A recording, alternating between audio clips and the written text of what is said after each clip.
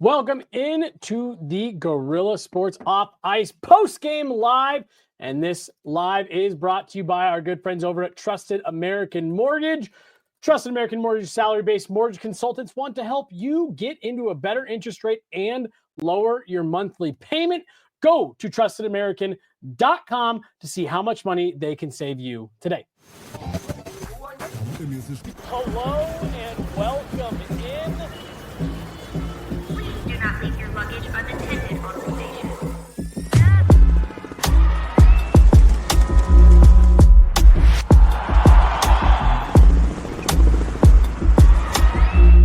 Welcome to the show.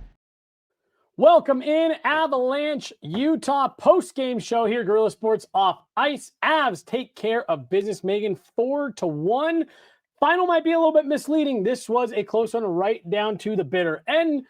3 points for Nathan MacKinnon, Arturi Lehkonen hat trick, and Mackenzie Blackwood was outstanding. Megan, if you guys have been with us all night, we've been talking about this game. Mackenzie Blackwood, that theme did not change all night. Nathan MacKinnon, 3 points. I feel like matches the effort that we saw. Great to see Arturi Lehkonen get things rolling. Megan, just your overall thoughts, what we just saw in Utah. I had some nerves around the midway point in the final period just because shots were heavily tilted in Utah's favor. Colorado getting hemmed in their own end a little bit. Again, it was something like 10-2 with around the midway point. And it finishes still 70-2 in that final frame, 17-12 in that final frame, with Utah leading that shots battle. And so I had some nerves. Mackenzie Blackwood did have to come up with some huge saves, but he did. I think to him gloving Lawson Krause snapshot around the 12:56 mark. And I was worried that it wouldn't really end up a statement game. You know, there was still a chance for the Avs to win it, but it probably wouldn't be in a very impressive fashion, and it would make for a pretty easy and quick post-game show. But I like that the ESPN broadcast team did bring it to everyone's attention that Colorado looked like a team with no quit, that they didn't really appear to be any more fatigued in the third period than they were at any point in the game. And I think that really challenged Utah and kind of broke them down a little bit. And that's where I think the top guys were able to come in that final frame and take control of the game and win it now in a more impressive fashion.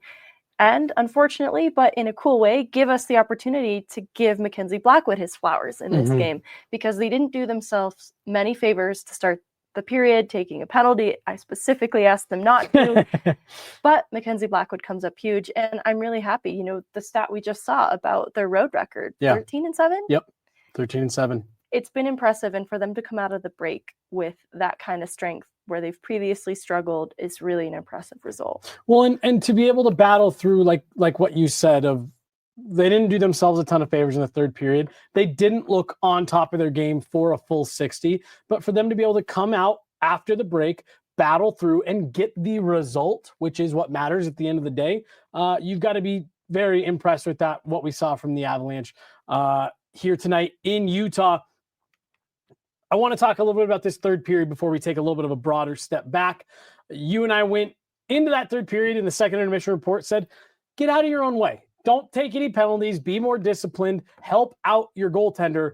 And for about the first 10 minutes, they did not do a lot of any of that. They did take penalties. You were already without Nathan MacKinnon for the first 5 minutes. Then Mikko Rantanen takes a stick infraction. Give Utah credit. Beautiful tip right in front. They get things tied. They really seem to feed on that, build some energy. The building was into it. The Avs didn't make it easy on themselves. And like I said, you give them a lot of credit for digging deep, finding a way to come out of that with a win. But again, Mackenzie Blackwood didn't get the shutout. And we said as much was possible there in that second intermission that, look, he doesn't have to complete the shutout here the rest of the way for this to be a statement game for him. I thought it was. Finishes the night with a 971 on the day that he signs a 5-year extension. I actually almost feel like this was more impressive than the shutout, the potential shutout, because he gives up a goal and he bounces back and he says, I gave one up. We're in a tie game late. No more. No more. And he shut the door the rest of the way. Yeah, on a kill, no less, where you maybe grant a goaltender some more allowances, and it was a kill that he came up with saves for 2 other times, through 3 opportunities for Utah there. So there's nothing for him to hang his head over. And the expected goals against finishes 3.48. He only lets in that one on the kill. And it is a really a tip in right at the net front. Great screen plus a great tip. Also made a little too easy for Schmaltz to be planted there at the crease, pretty uncontested by Manson.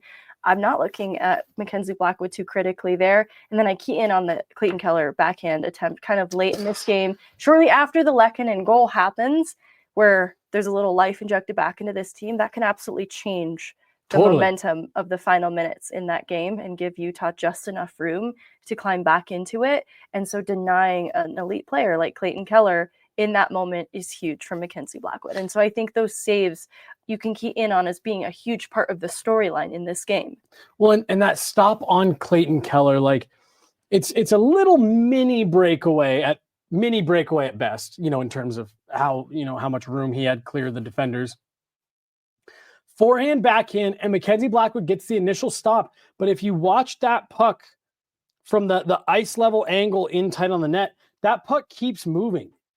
Mackenzie Blackwood seals the pads together, and then you see that puck kind of come back out, and he's able to get a cover on it.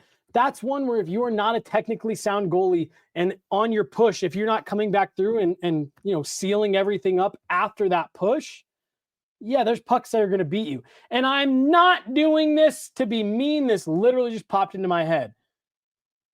I swear to God, I'm not trying to do this to score easy points. Alexander Georgiev is playing in net for the San Jose Sharks tonight. And one of the goals he gave up, I didn't fault him for it in the replay I was watching, but he did something that I remember seeing Alexander Georgiev do a lot here. And in those types of moments, when he's getting beat wide, you'd see Georgiev kind of go to this, like flaring his legs out, trying to make himself as wide as possible. And in a lot of instances, that would lead to him getting 85% of the puck, and then it's still trickling through. And that's what happened tonight in San Jose, playing against the Vegas Golden Knights. I believe that game's still going on. And there's just little differences there. And it kind of goes back to what we were talking about with the wingspan of Mackenzie Blackwood's butterfly. He doesn't need to go full splits to try to get from one side to the other and leave that vulnerability kind of in behind him. He can make a strong push, make the initial stop, close things back up, technically sound, and you're good.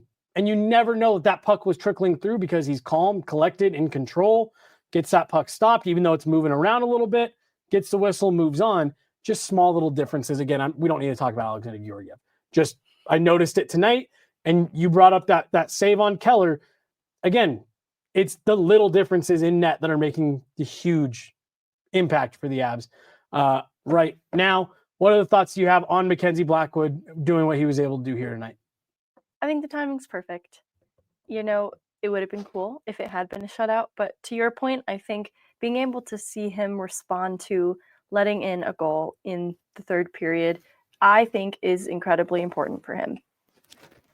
He doesn't let it melt down. It happens relatively early. Yep. On a penalty that was probably avoidable, right? Mm-hmm.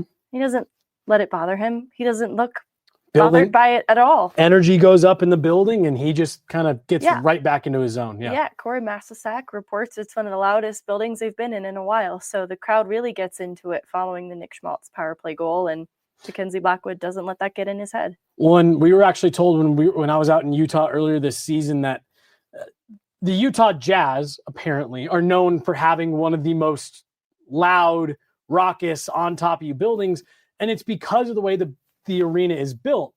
It's kind of like the Bell Center in Montreal, where the seats go straight up, so the crowd's right on top of you.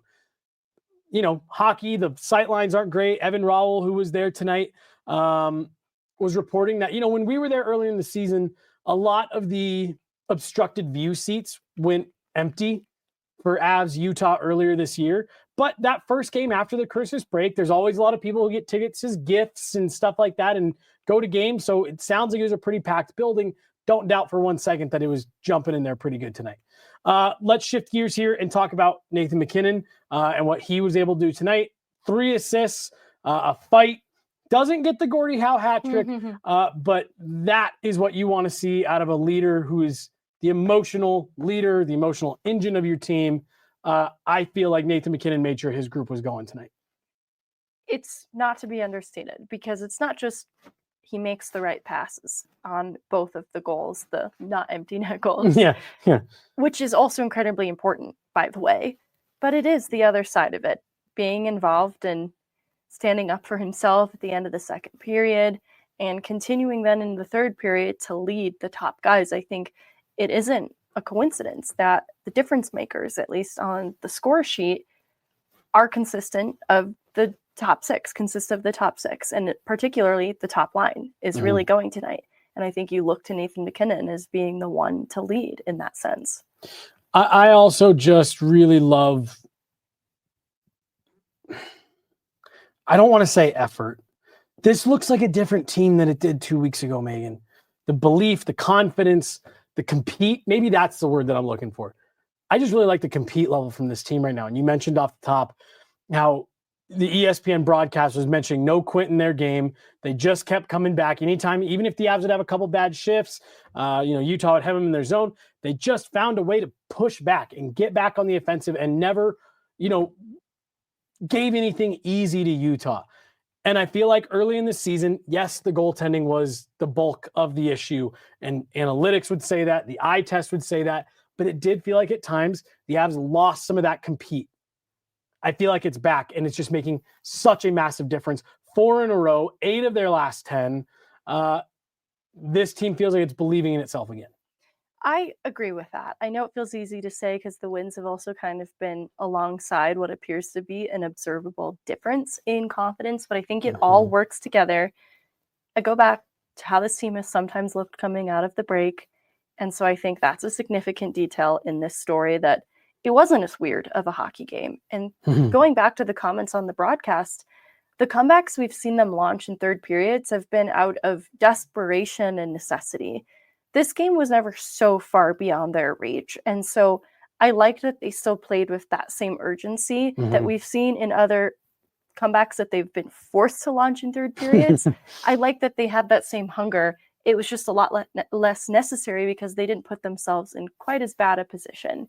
And I even think to some of the physicality, it wasn't like a huge story in this game, but Ross Colton, big hit on Stenlund in the first period. Josh Manson, there's a giveaway. Logan Cooley goes in on a rush attempt, and Manson's the guy back and prevents anything of risk from happening there just by laying a big hit on Cooley along the wall.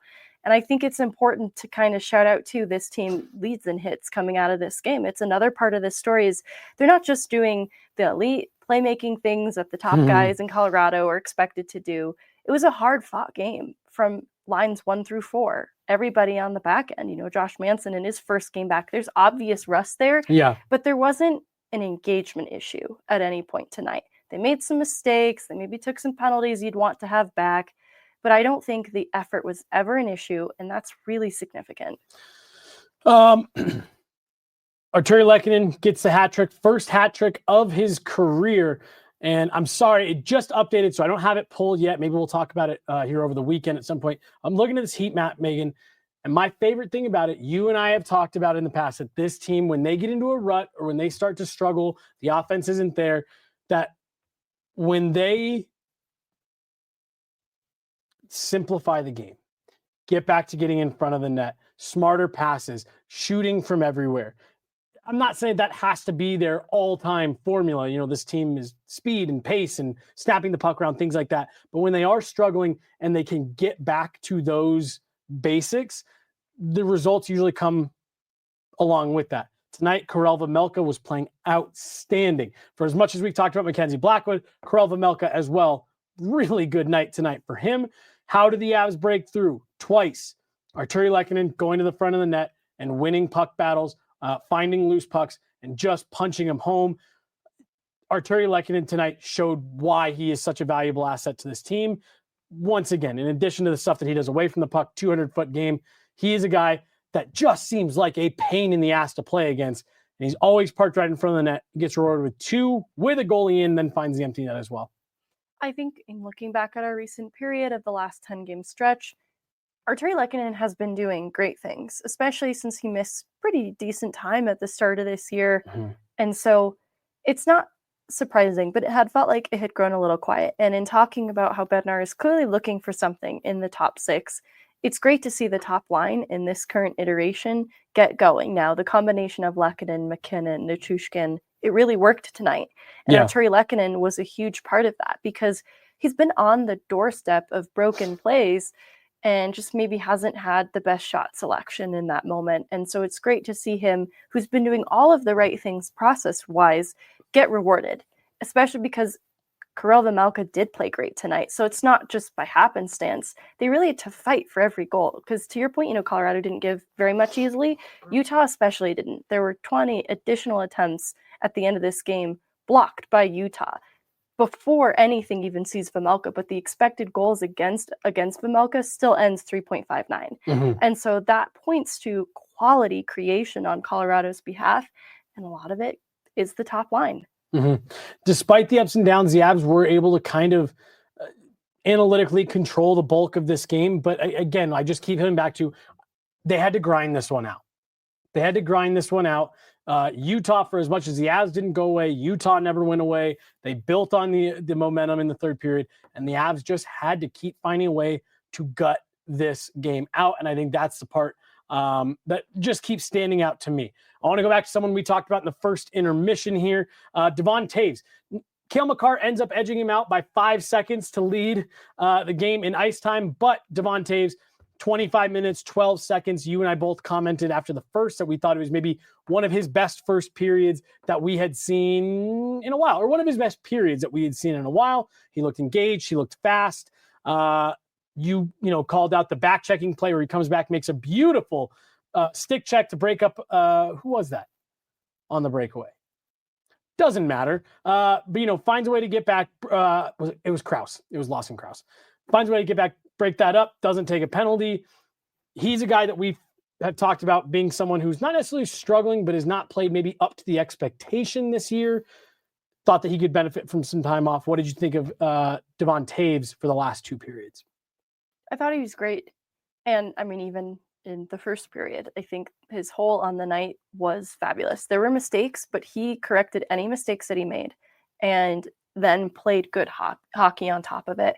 And I liked him being reunited with Cale Makar on the top pair, and it felt righteous. It was a good decision to have him back there. He did the right things to earn those minutes alongside Makar and did so much to be trusted in that way. And so I thought it was a great night from Toews, and we've been a little tough on him lately, but great in both ends, and I really liked what we saw.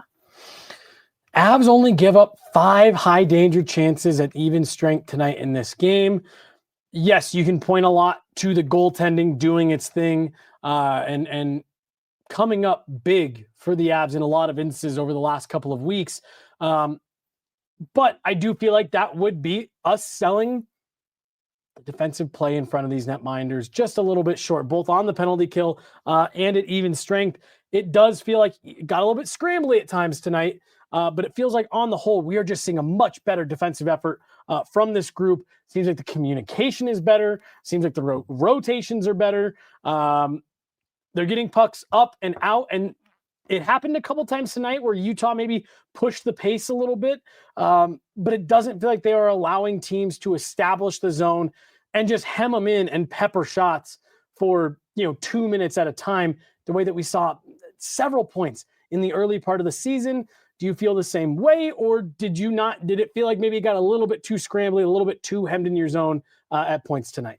I still think a little too hemmed in their zone at points, but on the whole, the defensive effort is worth talking about and getting some praise just because the shots end 35-37, in favor of Colorado.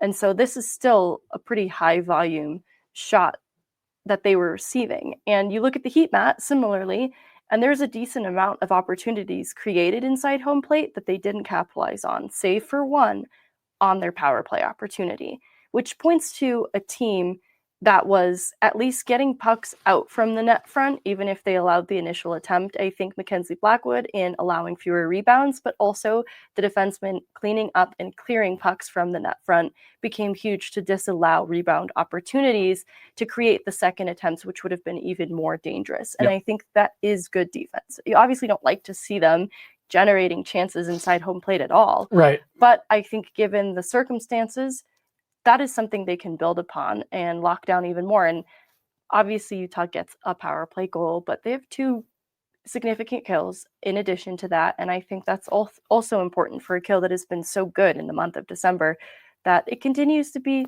decent. They allow a power play goal. It's fine. Yeah, I'm with you. The power play goal, as we talk about times, and we hear Jared Bednar talk about it, there's 2 teams out there that have a say in the outcome of this game. You got to give some credit to Utah as well on that power play. Thought it was a well-executed power play. To your point, don't love that Schmaltz is there all alone in front of the net. But the Avs are making some decisions there. There's good players. Logan Cooley, Clayton Keller. There are some good players on that Utah power play. Got to make some decisions and, give Utah credit on that one.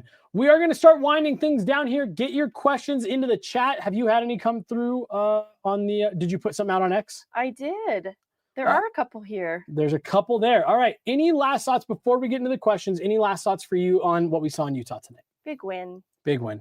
They're doing the right things in the standings, and I like to see them continue to string together wins, even coming out of the break. Well, and tonight, and it just seems like this is always how it goes. Minnesota and Dallas play. Dallas gets up 2-0. The game, of course, ends up going to overtime before Minnesota gets the win. But look, if you're the Avs and you know that teams around you have games in hand on you, like Dallas does, like Utah does, well, you got to make sure that you're winning all the games you can. You're collecting as many points as you can, especially on nights where a team like Dallas doesn't get a win. The Avs, yes, Dallas has 3 games in hand.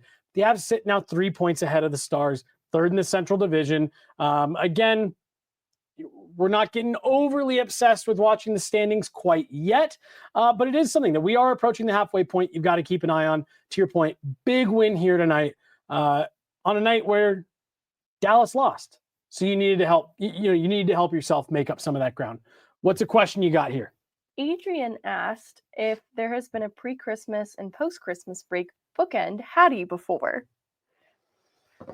let alone 2 finished players. Yeah, I was gonna. She didn't have that. We have to reach out to Brendan on that one, but it felt like the Avs went through a long stretch in history there where they didn't get many hat tricks at all, and now between Mikko Rantanen and Nathan McKinnon, feels like we're getting them like once a month. So I'm not sure, but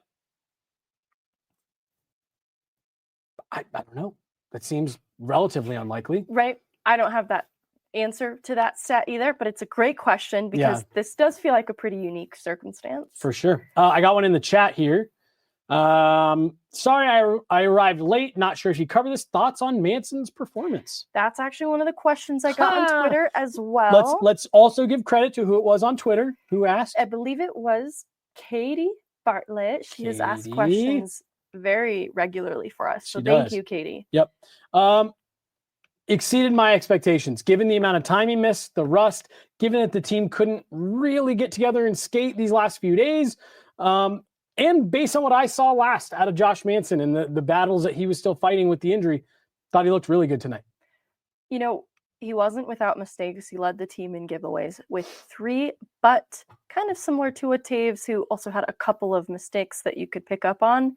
He didn't let them become too costly. Obviously, would have liked him to be a little stronger on the kill in defending the net front from Schmaltz. But that's really my only criticism because he found other ways to be effective in this game, whether it was through his physicality and dishing hits or trying to register some shots on net. Mm-hmm. I like that in his game back, he wanted to make sure that he was visible. And so he did leave his fingerprints on this game. He didn't hurt the team and he played significant minutes, though, having missed a decent amount of time. So I think it's only natural that he needs to shake off a little bit of rust. But I thought I was pretty happy with what he did, especially wasn't sure if he's going to be eased into it and maybe a little bit more sheltered, mixing in shifts with the third pair more so, but he kind of came in hot and seemed fine. Yeah. What do you got next? All right. I think McKinnon's fight changed the game completely against the Avs. After his unnecessary fight, Utah surged for 15 minutes. He is too good and valuable to be fighting in a 1-goal game against a division rival. Hope he learns his lesson. Honestly, when I started reading that is not what I thought the direction of the comment was going to go. Me either. So I guess your thoughts on Nathan McKinnon and the fight and the impact to the team. I don't know if I agree, and I mean, I'd have to go back and rewatch. I don't know if I agree with the fact that Utah took over for the first 15 minutes of the third period. I don't know. I said it during the intermission. I like the fight from Nathan McKinnon personally. I like that it shows he's not afraid to stand up for himself. He's not a superstar that is going to allow himself to get bullied. He doesn't need someone else to come in and step in for him. And I thought both teams kind of raised the intensity level. I also feel like it was natural for Utah to be maybe the team that pushed a little bit harder coming into the third. They were the ones down by a goal. They were the ones needing to get things tied.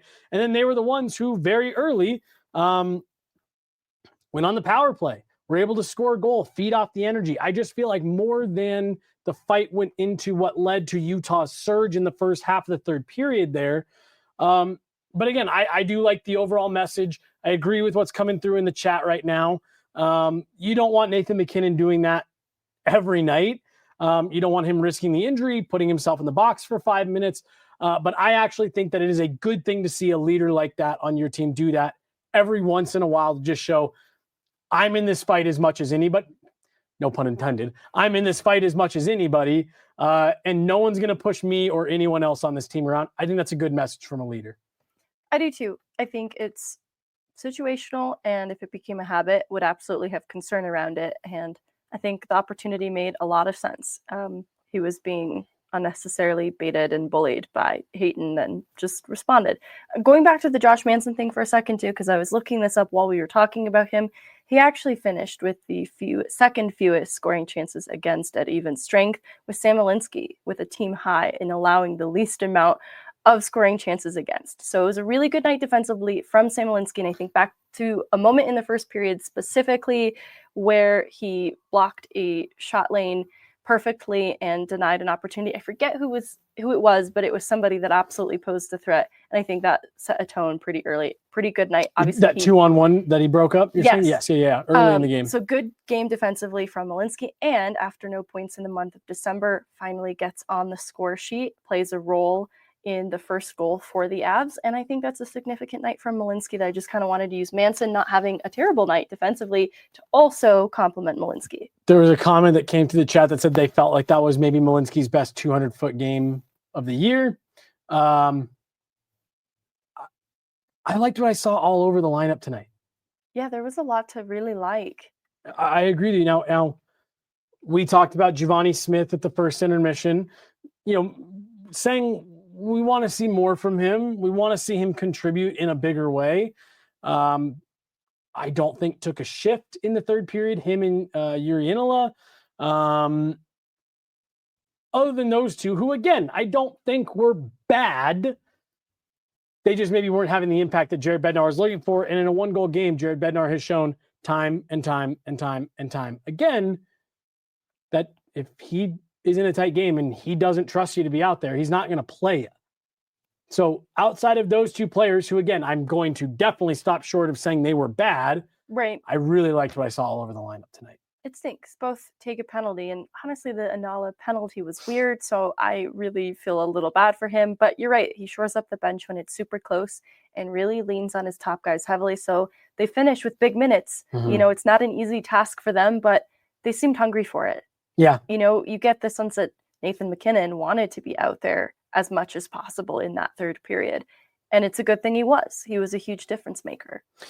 Any last questions on that from Twitter? Because I do want to touch on one last Avs-related but non-Avs-related thing to end the show.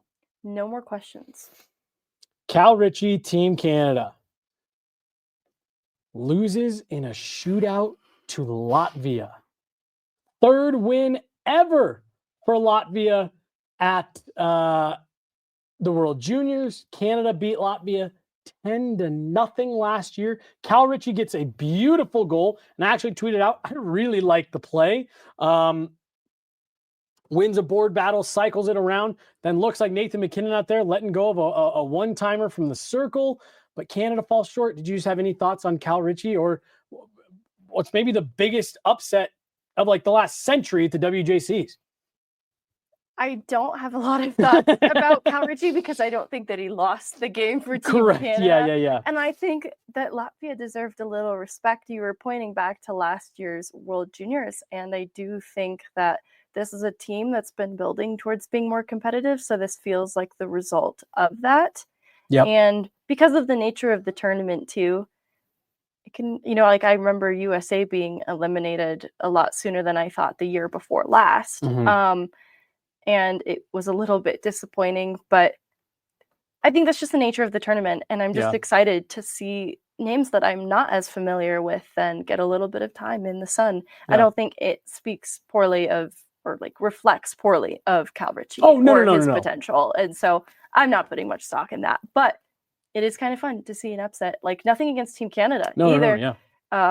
I think it is interesting too. There were already some maybe questions or criticisms of how they built their roster, and it's just interesting. It's fun to watch. And I definitely didn't mean like, oh, what'd you think of Cal Ritchie losing that game? But just there was a lot that I really liked about the little bit that I was able to see of that game while we had Avs going on and stuff like that. Yeah, definitely pretty crazy. I think that's going to do it for us here tonight, guys. Arturi Lehkonen, hat trick. Nathan MacKinnon, 3-point night. You got several point streaks going.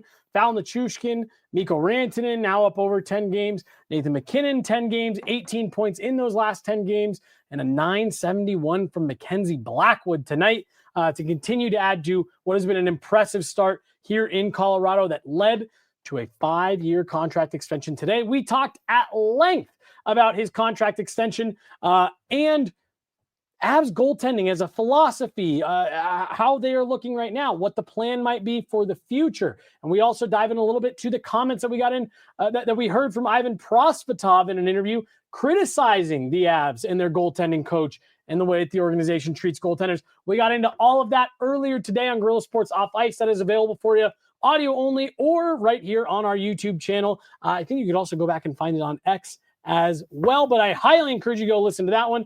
A lot of moving parts in net, Megan. A lot of moving parts for the Avs. That's going to do it. Any final thoughts? No final thoughts. She's Meghan Angley. I'm Jesse Montano. Mark behind the glass all night long, making sure that all of this happens and we're not just in here talking to ourselves. So big shout out to Mark as always. Thank you guys so much for tuning in. We'll be back at it on Monday with a pod. Nothing for the Avs this weekend, but we will be at practice tomorrow morning. So expect to see some news, sound bites, sights, and sounds from Family Sports Center, the Avs practice facility. Thank you all so much. Have a great night. Have a great, safe holiday weekend. Is it still a holiday weekend? Yeah. It's a holiday weekend. Have a good one, folks. Thanks so much.